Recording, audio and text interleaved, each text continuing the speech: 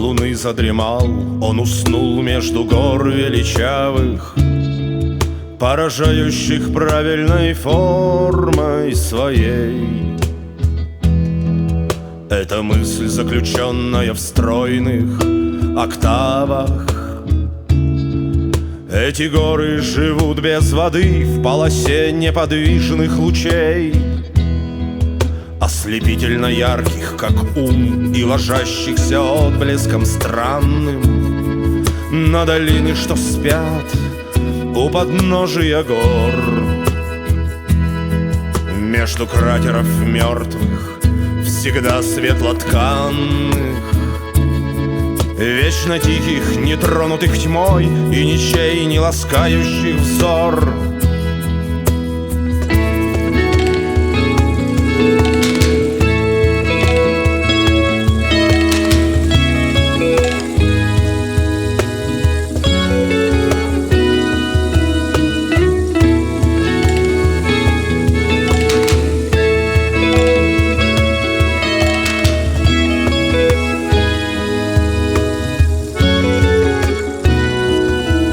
Эти страшные горы горят неподвижностью вечного света над холодным пространством безжизненных снов.